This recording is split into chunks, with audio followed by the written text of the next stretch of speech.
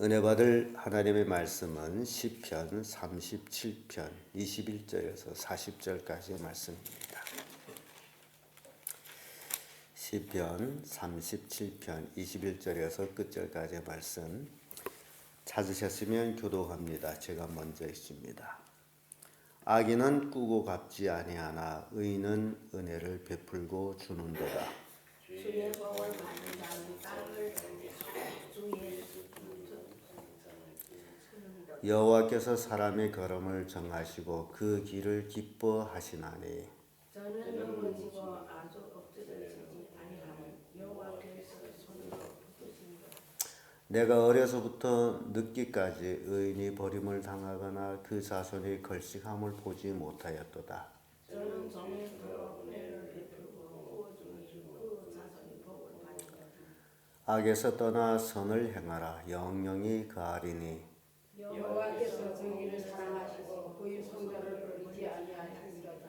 그들의 영혼이 구원을 받으나 악인의 자손이 쓰러지리로다. 의인은 땅을 차지하며 거기에 영영이 그하리로다. 의인이 있는 집에 오면 그는 말하니 그 마음에는 하나님의 법이 있으니 그 걸음에 실족함이 없으리로다. 악인이 여호와 실패로 기회를 주리라. 여호와는 저를 그 손에 버려두지 아니하시고 재판 때에 정죄치 아니하시리로다. 여호와를 바라고 그의 도를 지키라. 그리하면 내가 땅을 차지하게 하리로다. 악인이 끊어질 때에 내가 똑똑히 보리라. 내가 악인의 큰 세력을 본즉 그 본토에 선 푸른 나무의 무성함 같으나 사내가 지나갈 때에 저는 벗어졌으니 내가 찾아도 만나지 못하리라. 완전한 사람을 살피고 정직한 자를 볼지어다. 화평한 자의 결국은 평안이로다.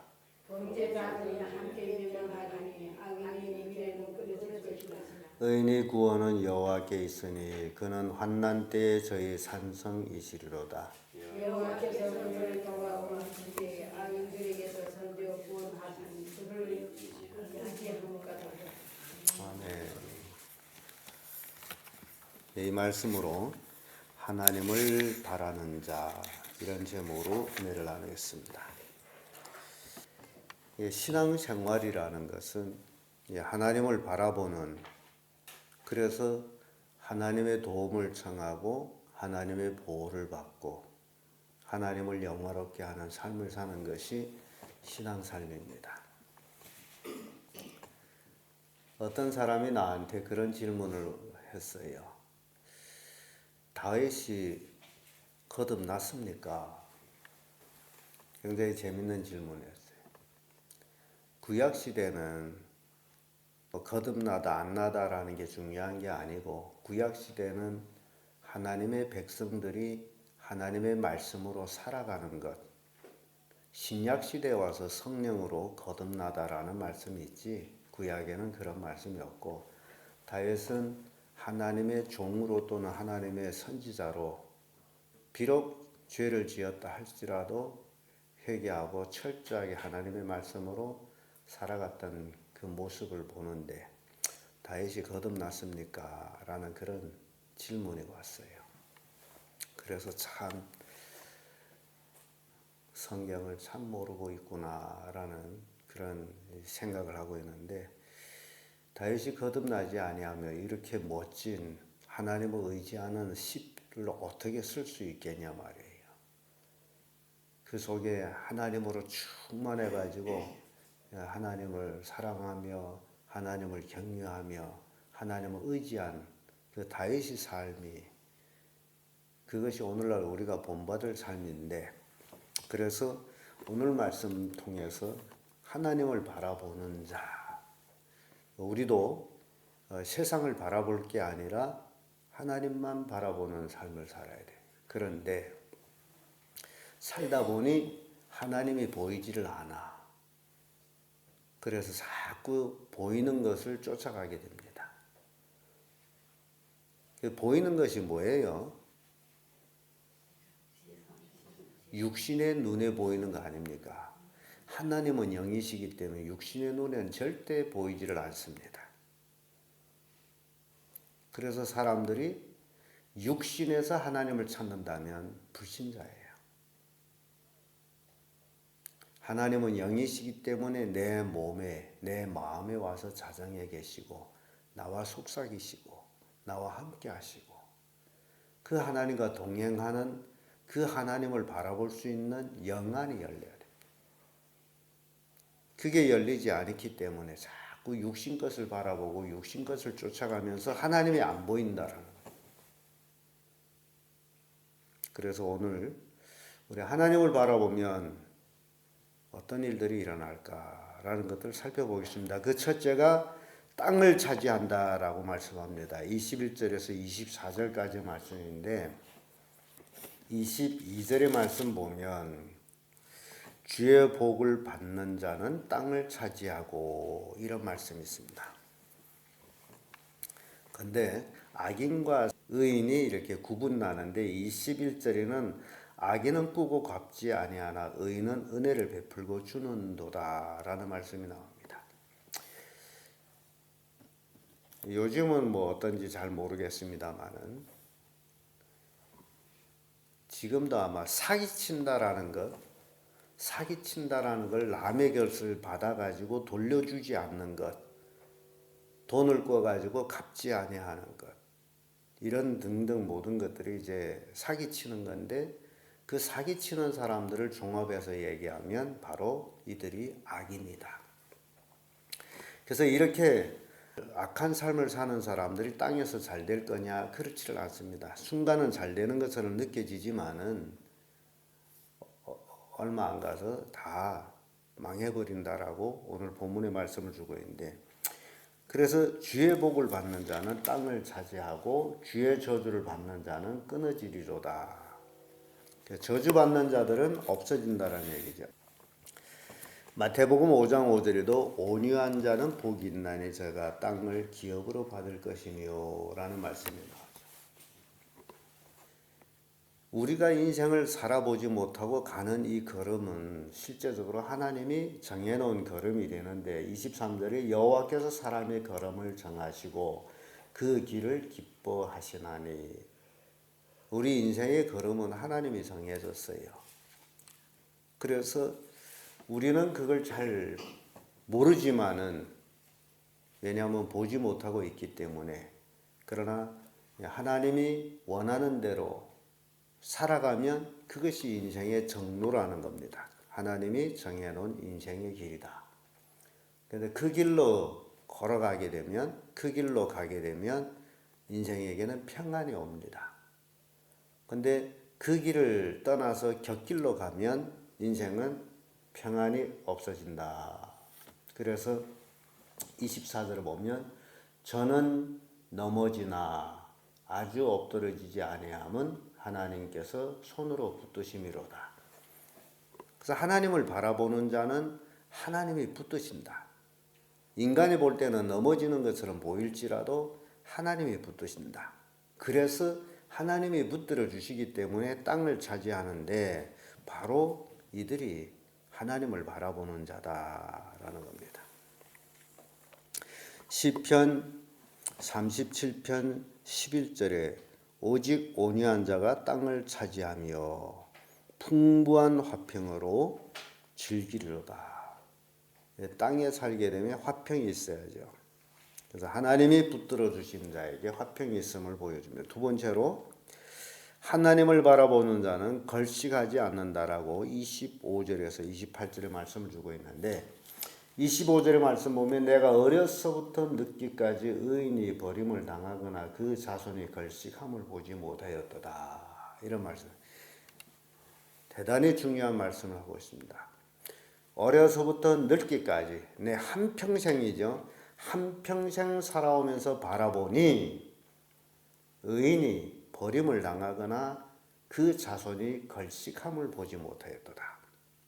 자, 이걸 쉽게 우리가 생각해 봅시다. 오늘날 부모된 자들이 열심히 돈을 벌어서 자손한테 주려고 애를 씁니다. 자식한테 주려고. 그리고 어린 자식을 버려두고 이제 외국에 가서 돈을 버는 부모들은 자식한테 딱 화끈한 교훈의 말도 못합니다.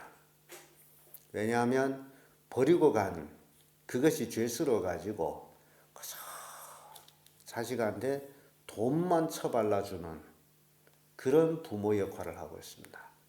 그런데요, 돈이라는 것이 참 좋습니다. 누구든지 다 원하는 게 돈이에요. 그런데 이 돈이라는 게 잘못 쓰여지면 사람을 망하게 한다라는 겁니다. 이게 문제예요. 좋은 것은 좋은 것인데 잘못 쓰여지면 사람을 망하게 하는데, 그러면 애들한테 돈이 쓰여지는 게 잘못 쓰여진다라고 하는 원인 중에 하나가 애들은 돈이 어떻게 오는지를 모르고 있다는 사실입니다. 여기에서 문제가 되는 거예요. 부모는 쥐어짜면 나오는 돈주머니로 착각하고 있어요. 부모들이 얼마나 힘들게 돈을 벌고 있는지에 대해서 애들은 모릅니다. 근데 그걸 알자면 애들이 성숙해야 되는데 어린애들은 그걸 몰라요. 그래서 돈을 마구 씁니다.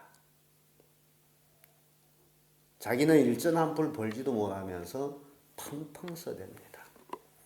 이게 심각한 문제예요.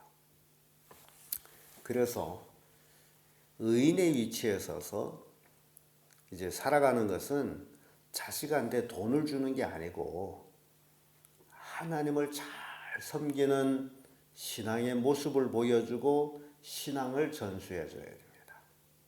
이게 부모가 할 일이에요. 부모가 자식한테 온전한 신앙을 전수해 준다면 그보다 더 큰 축복은 없습니다. 그래서 내가 어려서부터 늦기까지 의인이 버림을 당하거나 그 자손이 걸칙함을 보지 못하였도다.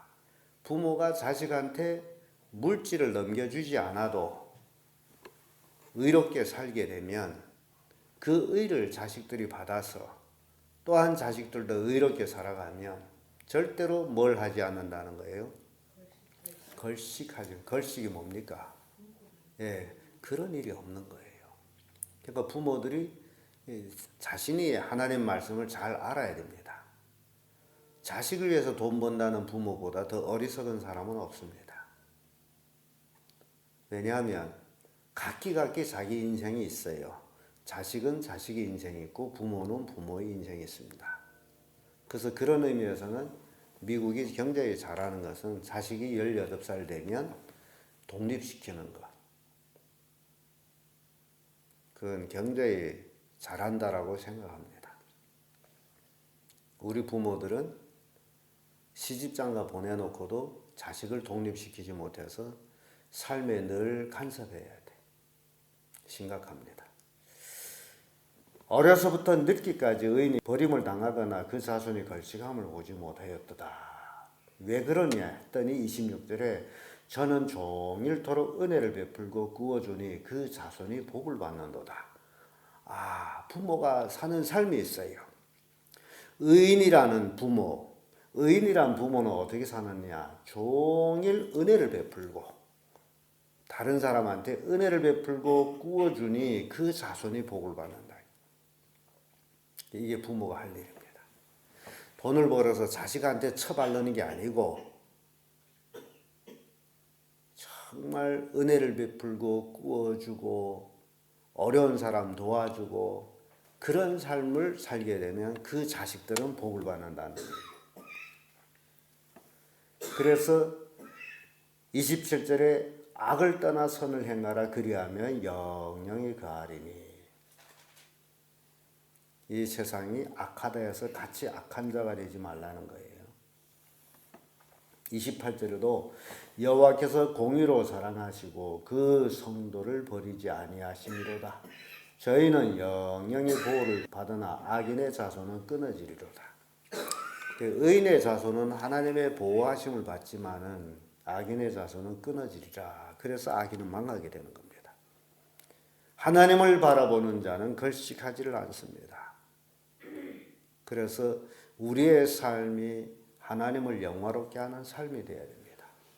자식들한테 그 삶을 전수해 줘야 됩니다. 자식들이 온전한 신앙을 가질 수 있도록 하는 거예요. 근데 예를 들어서 여러분들이 열심히 신앙하는 척 하지만은 자식들이 신앙생활을 올바로 못하고 있다라면 정말 신앙하는 척 한 겁니다. 온전한 신앙을 하게 되면 자식들도 그 신앙을 따라오게 돼 있어요. 그래서 이 신앙이라는 게 혼자 하는 게 아닙니다. 기독교 신앙은 가문적인 신앙이에요. 노인에서 이르기까지 손주에 이를 3, 4대 다 같이 신앙생활하는 겁니다. 어제도 이제 목회자들 같이 만나서 이제 식사를 하면서 얘기 중에 재미있는 얘기가 있었습니다. 우리 집은 나로부터 신앙이 시작됐습니다. 이제 현재 목회를 하고 있는 그 젊은 목회자들. 그러니 여러분 생각해 보세요. 3, 4대 신앙생활하면서 목회하는 사람과 이제 나로부터 시작해서 목회한다는 사람. 하나님의 복 받는 것, 하나님의 주신 복 받는 게 같을까요? 하늘과 땅 차이입니다. 이게 중요한 거예요.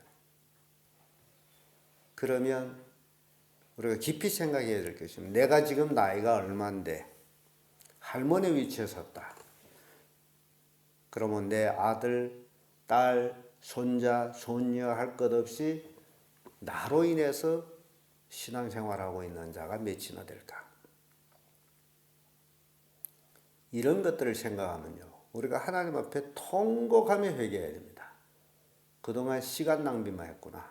신앙생활을 온전히 하지 못했구나. 나의 신앙이 온전히 하나님을 바라보는 자가 돼가지고 내 자손들이 하나님의 보호하심 받아 걸식하지 아니하도록 이게 중요한 겁니다. 시편 109편 10절에 그 자녀가 유리구걸하며 그 황폐한 집을 떠나 빌어먹게 하소서 이런 말씀입니다. 악인의 자손은 유리하는 자가 되고 황폐한 게 빌어먹는 자가 되게. 잠언 20절 4절의 말씀 봐도 게으른 자는 가을에 밭 갈지 아니하나니 그러므로 거둘 때에 구걸할지라도 얻지 못하리라. 게으른 자 농사 비유법을 얘기하고 있습니다. 밭농사 하는 사람들은요. 가을거리하고 가을가리를 해놓으면 이듬해 농사가 엄청 잘 된다라고 얘기합니다. 그 원인은 가을가리를 해놓게 되면 온 겨울에 온 눈이 녹아서 그 부실부실한 그 밭에 스며들고 그리고 온 겨울 그 밭에 산소가 공급이 되는 거예요. 땅에. 그 땅이 부실부실하기 때문에 땅 밑으로 산소가 내려가는 겁니다. 거기에다가 이듬해 봄에 봄두개가 왔을 때에 곡식을 딱 심어 놓으면 땅에 영양가가 충족해 가지고 곡식이 잘 된다라는 거예요. 근데 게으른 자는 가을가리를 안 하고 봄가리를 하는 거예요. 봄가리를 하게 되면 땅이 땅땅하고 덩어리지고 그래서 농사가 가을가리만 못하다라고 말씀하는데 성경이 그걸 얘기하고 있습니다. 게으른 자는 가을에 밭 갈지 아니하고 그러므로 거둘 때 구걸할지라도 얻지 못하리라 이렇게 말씀합니다. 모든 밭을 가을가리를 해가지고 온 겨울 눈비와 공기를 흡수하게 해서 그 다음에 농사를 해보면 질적으로 다르다. 왜냐하면 농사꾼들이 농사는 산양 계산을 천알 무겔로 하고 있습니다. 천알 무겔. 곡식알이 천알당 무게가 얼마 가느냐. 왜냐하면 거충복의 곡식알은 똑같아. 배도 겉보기에는 똑같지만 속알이 틀리기 때문에 근이 달라져요. 옥수수도 그렇고 콩도 그렇고 모든 게 그렇습니다. 그런데 밭의 영양분이 충분하게 되면 이 천알 무게가 완전히 다릅니다. 그게 산양이 달라지는 거예요. 그래서 게으른 자는 가을에 밭 갈지 않는다. 그러면 부지런한 자는 가을에 밭 가는 거죠. 자, 그런 의미에서 우리 인생의 농사를 우리가 생각해 보자 그 얘기예요. 정말 내가 게으르지 아니하고 자식들한테 복음을 전하고 있는지 이게 중요한 겁니다. 우리 인생은 하늘나라에 가야 되는 것인데 이 땅이 영원한 것이 아니고 그래서 내가 살아가는 동안에 짧은 인생이지만은 하나님께서 나에게 주신 내 가족 자녀들에게 온전히 복음을 전하는 일을 하자. 뭐 바깥에 나가서 누구한테 전도 안 해도 괜찮아요.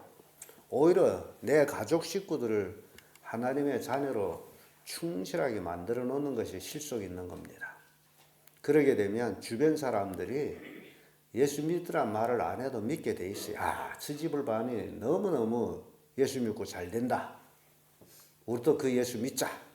이렇게 돼야 되는데 저 집을 바라보니 무서워서 예수 못 믿겠어요. 예수 믿었다 괜히 저 집처럼 망하면 어떻게 되나. 이런 말이 있어요. 몇 동네에서 이런 얘기가 들어왔습니다. 아이고 저 사람처럼 될까 봐 예수 못 믿겠다. 교회 못 가겠다. 그런데 우리 예수 믿는 사람들이 어떤 삶을 살아야 되느냐 그걸 보여주고 있습니다. 그래서 하나님을 바라보는 자는 걸식하지 않는다. 끝으로 하나님을 바라보는 자는 실족하지 않습니다. 29절에서 40절까지의 말씀인데 31절의 말씀 보면 그 마음에는 하나님의 법이 있으니 그 걸음이 실족함이 없으리로다. 자, 하나님 법이 어디에 있어요? 하나님 법이 어디에 있는 거예요? 마음에 있는 거죠. 자, 이게 중요한 얘기입니다. 그게 하나님과 함께 한다는 얘기예요. 하나님은 영이시기 때문에 우리의 눈에 보이지 않고 하나님이 우리에게 알려주신 것은 하나님의 말씀으로 우리에게 심어주신 거예요. 그래서 그 마음에 우리가 하나님 말씀을 다 간직하고 있으면 이제 하나님과 동행하는 것이 되고 하나님 말씀 내 마음에 있으면 하나님과 함께하는 것이고 왜냐하면 말씀 자체가 하나님이기 때문에 창세기 1장 1절에 태초에 하나님이 천지를 창조하시니라 그렇게 되어 있죠. 하나님이 가라사대 빛이 있으라 하며 빛이 있었고 하나님 말씀으로 천지 만물을 만드셨어요. 요한복음의 1장에 가봐도 바로 그 말씀이에요. 태초에 말씀이 계시나 이 말씀이 하나님과 함께 계셨으니 이 말씀 곧 하나님이시다. 그래서 우리 마음에 하나님 말씀을 간직하고 있다라는 것이 하나님을 간직하고 있는 거예요. 그 하나님 말씀을 간직하고 있다면 하나님의 말씀대로 사는 것이 간직한 겁니다. 그래서 31절에 하는 말이에요. 그 마음에 하나님의 법이 있으니 그 걸음이 실족함이 없으리로다. 하나님 말씀대로 살면 실족함이 없어요. 하나님 말씀으로 살지 않기 때문에 실족하고 넘어지고 쓰러지고 엎어지고 그래서 얻어 터지고 엉망이 돼버리는 겁니다. 하나님 말씀대로 살아야 돼. 34절의 말씀 봐도 여호와를 바라고 그 도를 지키라. 하나님을 바라보고 그 도를 지켜라. 하나님 말씀을 마음에 간직하고 있으면 그 도를 지키게 되어 있습니다. 왜 그러냐? 35절에 내가 악인의 큰 세력을 본즉 그 본토에 선 푸른 나무의 무성함 같으나 우리가 사는 이 세상은 악인들이 굉장히 푸른 나무 무성함 같이 잘 되는 것 같아요. 부자도 되고 돈도 많이 벌고 정말 잘 되는 것 같아서 의인이라고 자처하는 사람들이 악인을 바라보면서 그들이 삶을 본받아요. 아, 저렇게 살아야 돈을 버는구나. 근데 그거는 순간입니다. 36절에 보세요. 사람이 지날 때에 저가 없어졌으니 내가 찾아도 발견치 못하여도다. 그렇게 푸른 무성한 나무 같았는데 지나갈 때 봤더니 있다 없다? 없어요. 그게 악인들이 순간의 풍성함을 얘기합니다. 37절에 완전한 사람을 살피고 정직한 자를 볼지어다. 화평한 자의 결국은 평안이로다. 하나님을 바라보는 자가 실족치 아니하므로 이 땅에 살아가는 동안에 평안입니다. 우리 인간은 육을 입고 살고 있기 때문에 평안이 있어야 돼요. 그래서 하나님을 바라보는 자가 이런 평안의 복을 얻는다는 겁니다. 39절에도 의인의 구원은 여호와께 있나니 그는 환난 때에 저의 산성이시로다. 하나님을 바라보니 환난 때에 하나님이 지켜주시는 거예요. 요즘도 태풍 피해가 어마어마합니다. 도시에 물에 잠기고 아주 난리쳤어요. 그러니까 우리가 살고 있는 이 세상은 안전한 세상이 아닙니다. 돈을 좀 벌었다 해서 그것이 나를 보호해 줄 거예요. 그렇지 않아요. 돈이라는 거는요, 육체적인 삶을 살아갈 때 도움이 되지만은 자연 재해 입을 때는 아무 도움을 못 줍니다. 내 생명을 구원 못 해줘요. 돈을 잘 번다고, 돈이 뭐 좀 있다고, 어느 집 신방 갔더니 우리 돈이 많아가지고 교회를 안 갑니다라고 하는 얘기 들었어요. 그 가봤더니 돈도 많는 집이 아닌데 돈이 많아서 교회를 안 간대. 그럼 그 집은 그 돈 때문에 지금 어떻게 되는 거예요? 망하는 거예요. 그까지 돈이 얼마나 있어가지고 하나님을 외면한다면 그럼 망해야죠. 참 별 이상한 사람 다 봅니다. 목회 현장에서. 그렇기 때문에 우리는 누구만 바라봐야 돼요? 하나님만 바라봐야 됩니다. 시편 119편 11절에 내가 주께 범죄치 아니하려 하여 주의 말씀을 내 마음에 두었나니. 범죄치 않기 위해서 주의 말씀을 내 마음에 두었나니. 그러니까 범죄치 않기 위해서 하나님을 모셨다라는 얘기예요. 그래서 그 하나님 말씀대로 나를 지압하면서 살아가고 있다라는 겁니다. 그러니까 우리가 죄를 짓는 것은 순간의 선택이에요. 그런데 우리가 늘 하나님 말씀에 푹 젖어 있게 되면 그러네 순간에 제약된 선택을 하지를 않게 돼요. 시편 52편 8절에도 오직 나는 하나님의 집에 있는 푸른 감람나무 같으며 하나님의 인자하심을 영원히 의지하리로다.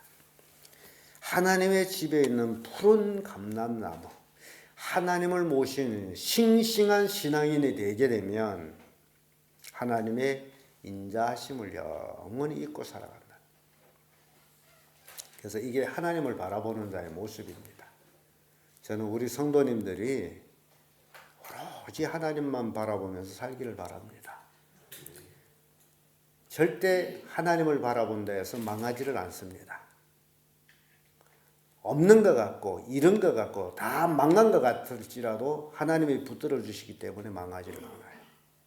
그래서 여러분들이 세상을 바라보지 말고 하나님만 바라보며 신앙에 매일매일 승리하는 그런 성도들 되기를 예수님 이름으로 축복합니다. 기도하겠습니다.